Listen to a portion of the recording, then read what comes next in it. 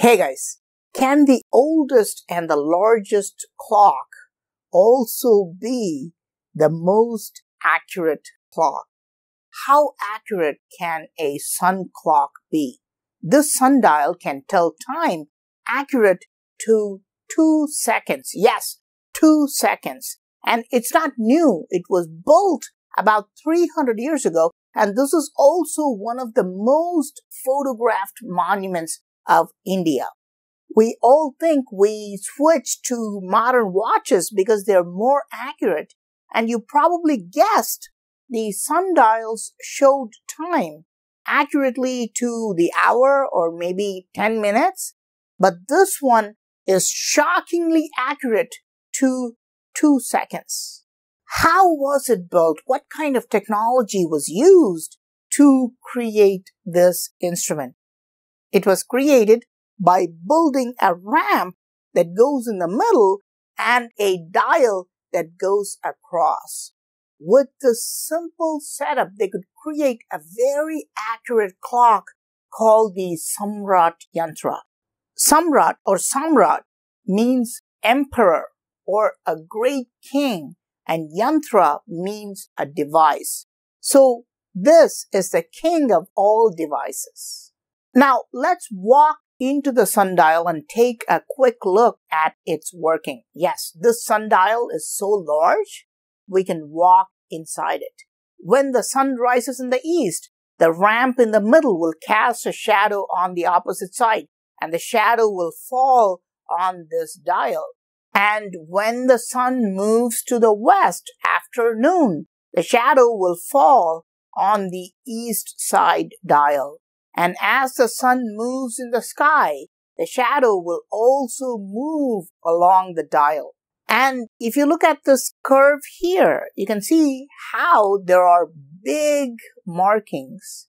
Here, you can see the marking 12. This means the noon. And here, you can see the marking that says 1. This is 1 o'clock.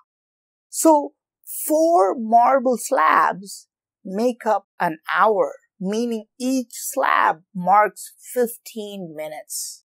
Now, we know each slab is 15 minutes, but if you look here, you can see 15 lines marking every minute. Each division marks 1 minute or 60 seconds. Now, if you look below that, you can see that each of this division is further divided by 10 lines. So each line marks 6 seconds. And now you can say, Praveen, this sundial is only accurate to 6 seconds, but you said it's accurate to 2 seconds, right? No. Look below and you'll see that this is also further divided into 3 parts. The markings are not black, they're just lines carved on the marble slab. Each top division is 6 seconds, but they are further divided into 3 parts, meaning each small line marks 2 seconds. So yes, this sundial is a precise clock up to 2-second accuracy. But some people say originally this sundial was even more accurate and could mark even half a second. Yes, a split second. Now you'll say, Praveen, this is pure exaggeration, right? Let me explain. If you're watching this video carefully, you may have noticed something intriguing. Why does the dial show hour, minutes, and seconds? These are all Western units of time, right? Did the builders just copy the sundial from Western astronomy? This is exactly what I thought too. But historians confirm that what you are currently looking at is a renovated dial. We have clear historical records that this dial was renovated in 1901. The marble slabs are new. And at the time of renovation, they changed the units of time to match the global standards. But what were the actual units of time carved on the original sundial built 300 years ago?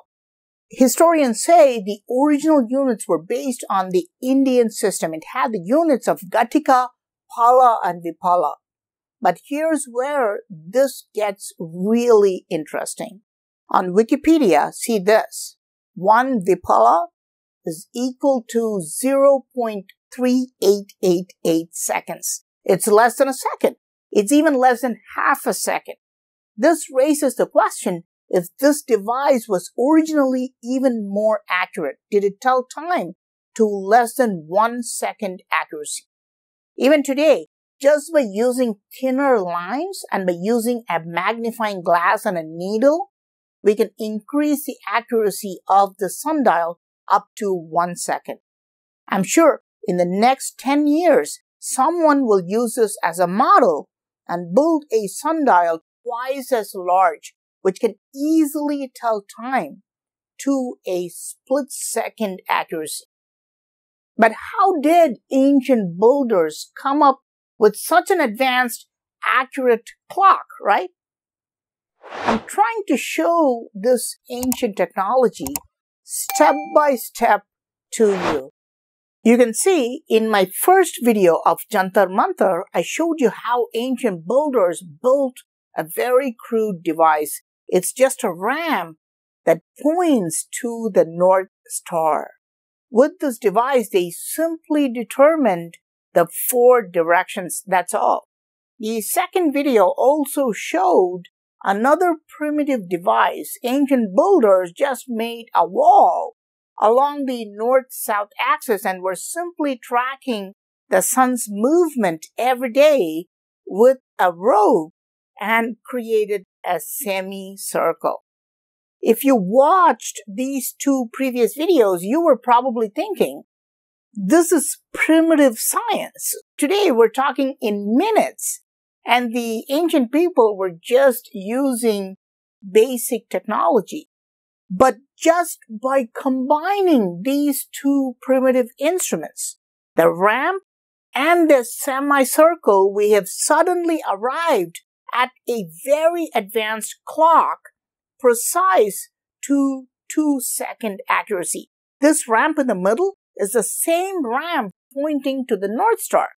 It's just bigger in size. And the dial is the same semicircle plotted on the wall. This is the power of small steps. You see, they went from primitive to advanced in just 3 steps. In fact, this sundial is nothing but a model of the Earth itself. The ramp is the pole and the dial represents the Earth itself. And based on the Earth's movement, we calculate the hour, minute, and seconds. Sadly, today, if you Google most accurate sundial, you don't see the Samrat Yantra or Jantar Mantar appearing in the results. You'll see various sundials, even modern sundials in Europe, bragging about 10-second accuracy. But the Samrat Yantra, which is even more accurate, is not even appearing in the first page of Google. This is because of 2 reasons. First, since it was built by Indians, many people do not believe they had advanced astronomy many years ago. This is still the narrative, even on YouTube and other social media. Secondly, nobody fully understands the working of Samrat Yantra. Even astronomers have not fully understood all the functions of the Samrat Yantra. We don't even understand 10% of it. A classic example of this is to try and answer the following questions. Why is there a roof built on top? Why are there 2 colosseums on top? Why does the wall have these arched windows? Who can climb up into these arches and use them? Why is there a locked room inside the Samrat Yantra? Are there more secret rooms hidden inside? Why are there water channels on the floor? Look about. Why are there 2 brackets with holes on the wall? Why are there rectangular holes all around it? Take a look at this. What is this? Why did they put small metal rods protruding from the wall? And notice what's on top of the ramp. Why do we see markings here too? Obviously, we could tell time without these markings using the slabs at the bottom. So why do we see markings here? Why do we see steps going up the ramp? Why is there a bracket mounted on the wall there? If you look closely, you can see the hole here. What is its purpose? Let's take the simple bracket on top. What could be the purpose of this in a sundial? If you ask a common historian, he would theorize that the king who built it 300 years ago put a pole on it and flew the national flag of his kingdom. And it does sound like common sense and is also convincing, right? But no.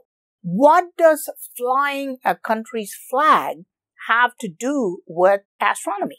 If you look at records 300 years ago, they did put a flagpole there, but it flew a black flag or a white flag. Why? Back in the day, during the monsoon season, astrologers and astronomers gathered here and would hoist a neutral colored flag with a very thin cloth. Using this, they could not only estimate the wind speed, but astronomers also monitored something more important. If the flag flies towards the east, it indicates good monsoon, and if it flies towards the south, it indicates bad monsoon. This was used for predicting monsoons and the weather.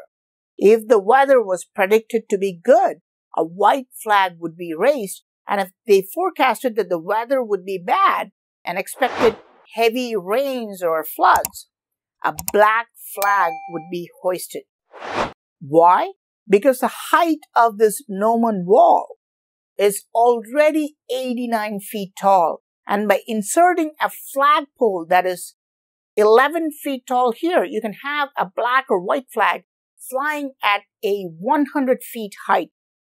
Remember, 300 years ago, this would have been the tallest structure in the city, and this was used to tell the whole city of Jaipur if the weather would be good or bad. Very much like the weather forecast on morning news. If you lived here 300 years ago, you can just come out of your house and check the weather forecast. Aha! Now we can understand why these arched windows were created all over the gnomon wall. Can you guess why the wall would need all these hollow arches? In order to predict the correct wind speed and wind direction using the flag, there should be no interference from wind stagnation. Now, what is wind stagnation? While constructing any building, architects watch out for the effect of wind. In a solid building, the wind will hit the wall and will rise up, creating an upward thrust. If this wall was created without windows, the wind will hit the solid wall and rise up, and this will affect the flag's direction and speed. This is why they created these arches, to make sure wind does not stagnate and flows through it like a breeze. And look carefully, these arches even have retaining walls for additional support. This means that the architect was a master builder who understood astronomy and engineering very well. So, just by digging into this bracket and the arches, we're able to unravel so much information. Imagine how much information is hiding behind this entire structure. But there is something even more crazy. Look carefully. What do you see? Is that a room with a door? If you go near it and try to open it today, you cannot open it. Why would there be a room with a locked door inside the Samrat Yantra? Today, we don't have access to it, but inside, there's a very advanced astronomical device. What does this astronomical device do? It gives the precise position of sunspots. What are sunspots? Sunspots are these dark spots on the sun because of very high magnetic field in these areas. And inside this room, there is a device, a yantra called Largest Yantra, which was designed to observe sunspots. And you can say, Praveen, how is this possible? How did people living 300 years ago observe sunspots? You cannot observe the sun with bare eyes, and they did not have cameras back then. So how did they observe the sunspots without the use of advanced technology? By using brain power, they studied the sunspots using a pinhole camera. Yes, what you're seeing are actual pictures taken from the inside of this room. Unfortunately, we cannot go into this room today and show you a video, but if you look on both sides, we can see these two circles here on these two ramps. This is also a real close-up picture taken from the inside. This was done years ago, so it's a low-quality photo. But even today, if you go into this room, you can see a large image of the sun, bigger than a tennis ball, and you can clearly see the sunspots on it with your bare eyes. Now, what is a pinhole effect? If you have a dark room and a small hole through which light comes in, the light will create an inverted image on the opposite side. And look at the design of the dark room. See how they have cleverly designed it so the sun's image will fall inside and the sunspots can be observed. And you may ask, Praveen, did ancient builders know about the pinhole effect in ancient times? Wasn't this built just 300 years ago after Europeans came to India? Ancient builders of India definitely understood and used the pinhole effect. In the ancient Virupaksha temple, they used the pinhole effect to observe the temple tower many centuries ago. A few years ago, I've shown this on my channel. This yantra was also used to observe eclipses without damaging your eyes. And these ramps also have markings. So there are many unexplained features in this room. Okay, we found one secret room in the Samrat Yantra and we also know what's inside. So that's good, right? No, you saw this bracket for the flag post on top of the ramp. Did you notice what's underneath this? Yes, another room.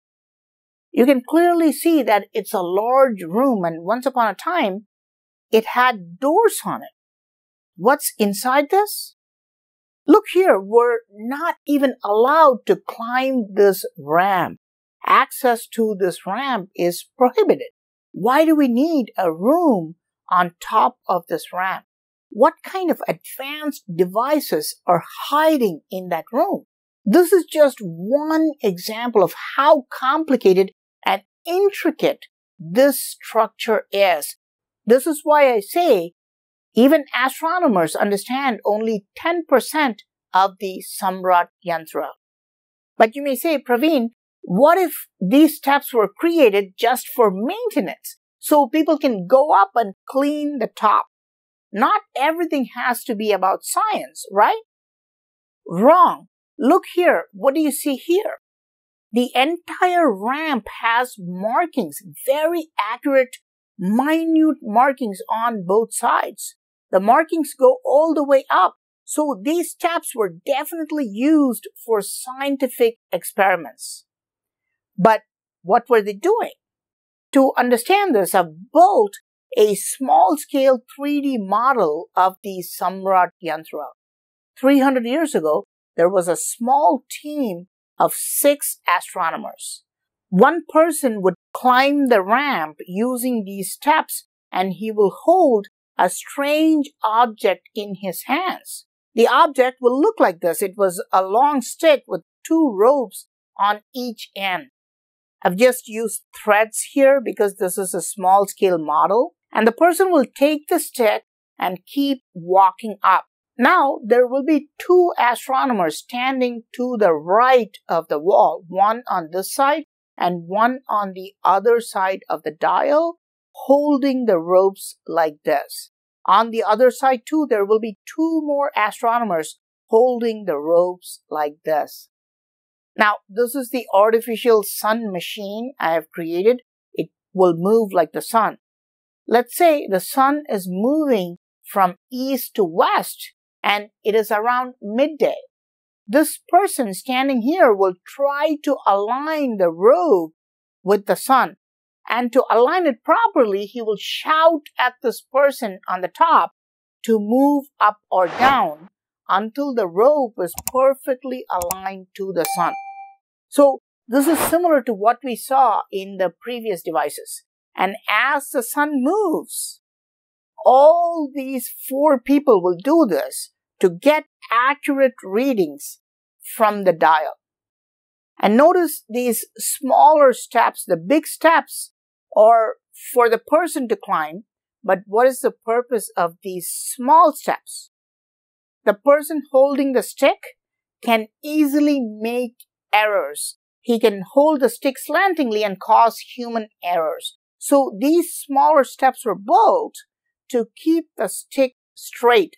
He will place it straight on the smaller steps, and the stick will then directly touch the readings on both sides. But Praveen, you said 6 astronomers.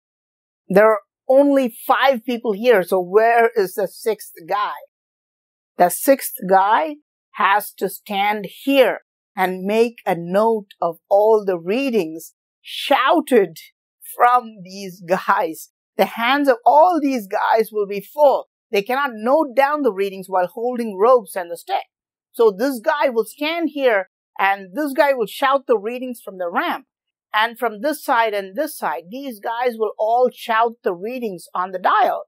And if you see the dial closely, you will see markings not only on this side, but also on the other side. With techniques like this, they can measure very accurate details like declination, right ascension, zenith distance, and altitude of not only the sun, but they could also observe the details of various celestial objects like the moon and stars.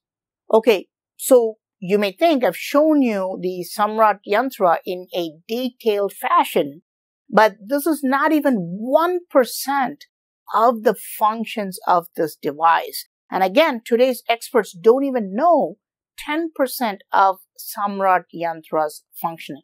I'm surprised it has not received the Guinness record for the largest sundial. Until date, the world has not really recognized it. So I hope you can share this video and raise awareness about how advanced this device is and help youngsters understand more about ancient Indian science. I am PraveenMohan. Thanks a lot for watching. Don't forget to subscribe. I'll talk to you soon. Bye.